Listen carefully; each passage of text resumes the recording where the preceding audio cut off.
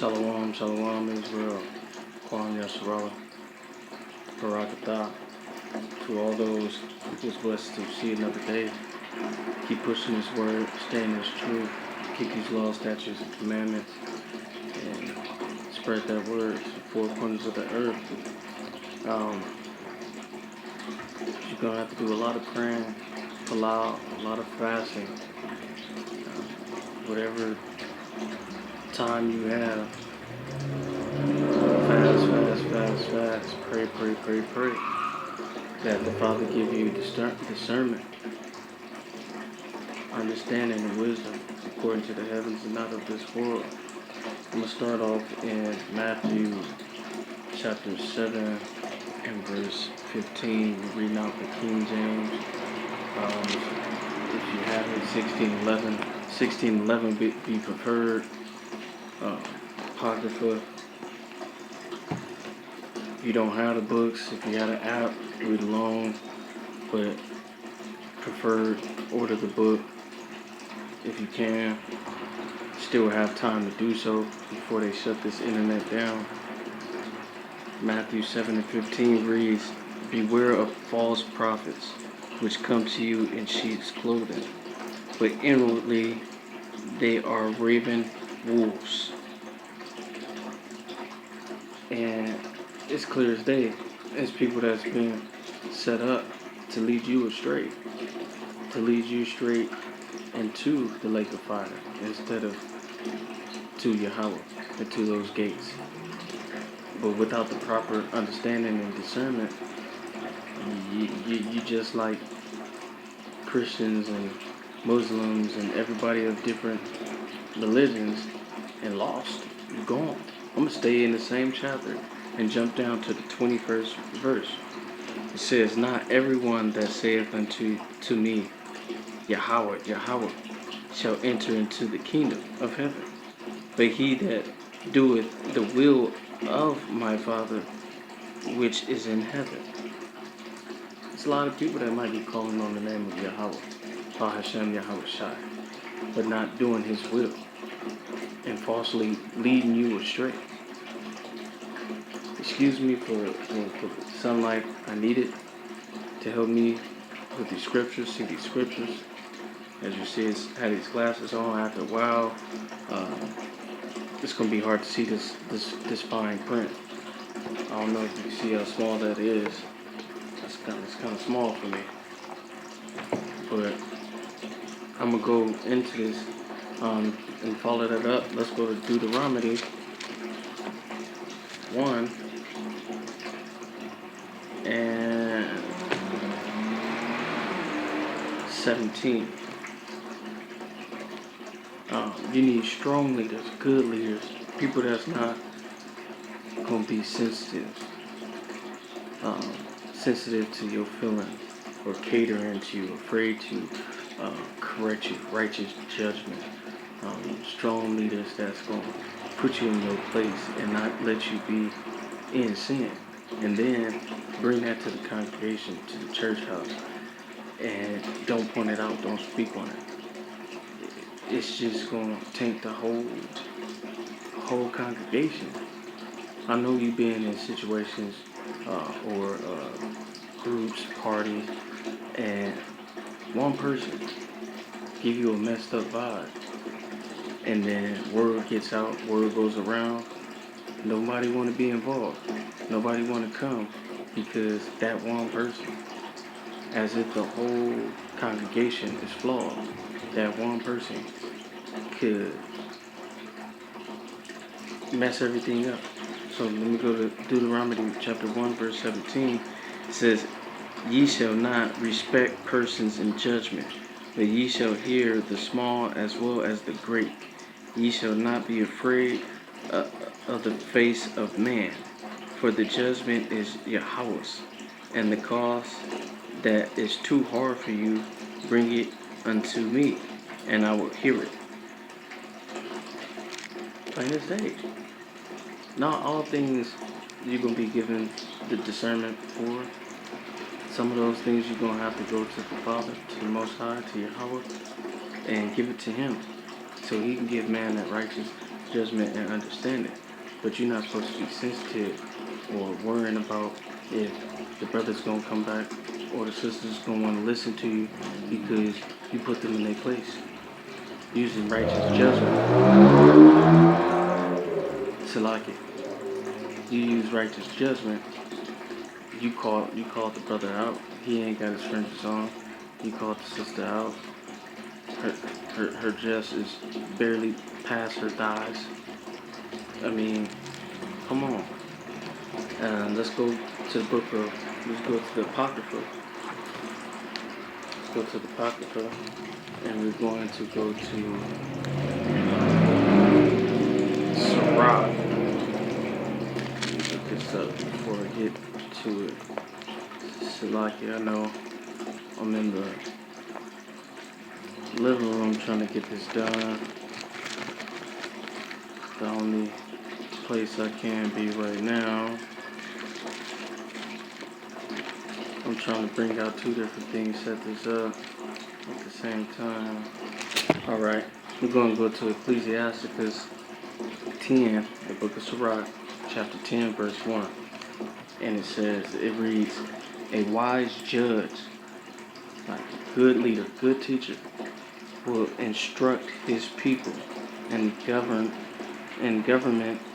of a prudent man is well ordered. His congregation, his house is going to be in order. There's going to be structure. They're not going to be timid. There's not going to be women teaching and correcting the men. It's not going to be pastor or prophet trying to get at your girl on the low. Talk to her on the side when you're not available. Or when they think you're not paying attention. Or a part of the congregation and somebody got 2 and 3 wives. And see your wife and want to make her your wife. Their wife. Folly. A bunch of foolishness. He gonna have everything in order. And let me go ahead and follow this up with another one. We're gonna go to Revelation, give you an example of a good leader in the New Testament. Revelations 3 and 7. It reads, and to the angel of the church in Philadelphia write, these things saith he that is holy, he that is true, he that hath the key of David, he that openeth, and no man shutteth, and shutteth, and no man openeth. I know thy works. Behold, I have set before thee an open door, and no man can shut it. For thou hast a little strength, just a little strength, and hast kept my word, and hast not denied my name. Just a little strength, a little power, and yet kept pushing this truth, staying in order, setting example. All the setting the sheep in that righteous narrow path, and not letting them go astray. Just with a little power. Because sooner or later, when there's no internet and no prophets on the street teaching, and those that don't study to show thyself approved, what you gonna do? Where you gonna go to? Where you gonna turn to? When you rely heavily in men instead of doing it and getting it on your own, working out your own salvation.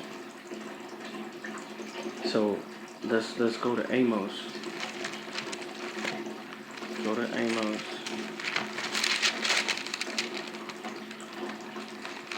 Amos gonna give it to you too. Excuse my Bible. Been through a lot. Been put in some work.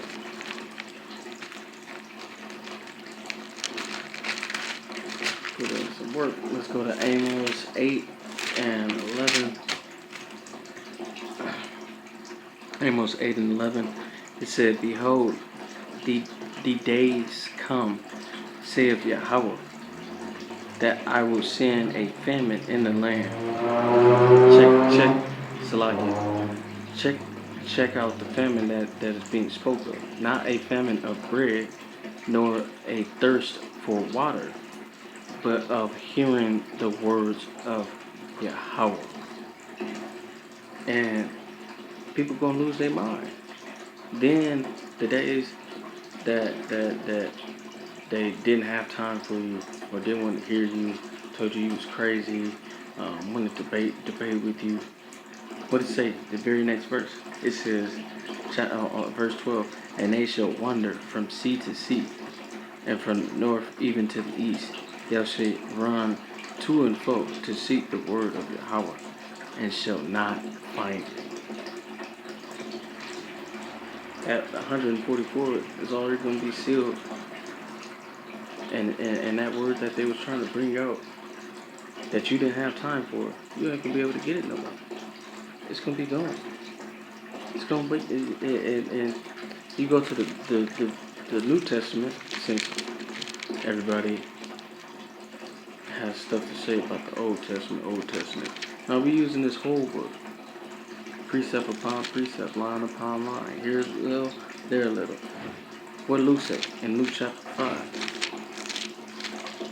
You gotta be able to understand these metaphors, the allegoric terminology, and the literal, and be able to break it down. Luke chapter 5 and verse 30. It's really 35, but we're going to start at 33. And it reads, and they said unto him, why do the disciples of John fast often, and make prayers, and likewise the disciples of the Pharisees, but thine eat and drink? And he said unto them, can ye make the children of the bride chamber fast, while the bridegroom is with them? But the days will come when the bridegroom shall be taken away from them, and then shall they fast in those days. It's going to be taken away, Israel.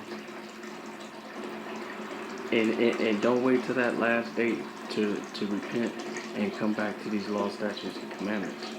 Don't wait till it's damn near over to want to stop being a whoremonger, or stop selling dope to your next door neighbor's mama, or stop trying to hit your next door neighbor's wife or husband, or to stop sinning, period, transgressing the law, period.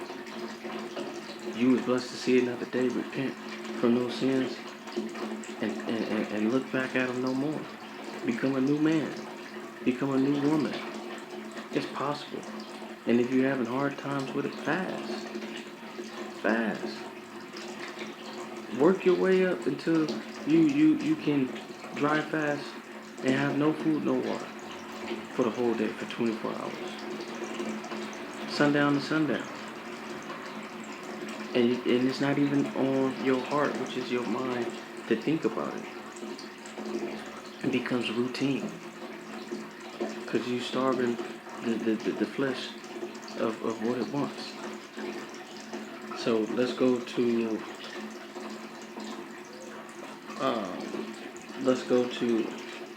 Proverbs. I'm gonna go ahead and close this up, but you gotta stay with it. Stay with it as well. Stay with it. Stay with it. Just like you dedicated to accomplish whatever you want to accomplish in this world, and set your mind to it. You can likewise do the same when it comes to this word. Same thing. Alright. So let's go to Proverbs 3 and 1. And most important,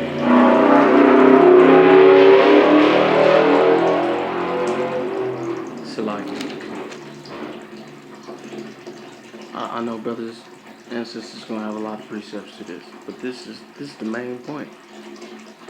It reads, "My son, forget not my law, but let thy mind keep my commandments. For length of days and long life and peace shall they add to thee." Period. It's plain and simple. Keep these laws, statutes, and commandments. Come back to it. Repent. If you don't know who you are, what you are, get into this book. Stop letting people tell you that this is the slave master's book, or the Apocrypha is not even a part of the Bible. Stop letting them tell you about your nationality and your heritage and who you are and where you come from. With that said, I'm Yasharala. Until next time, Father willing.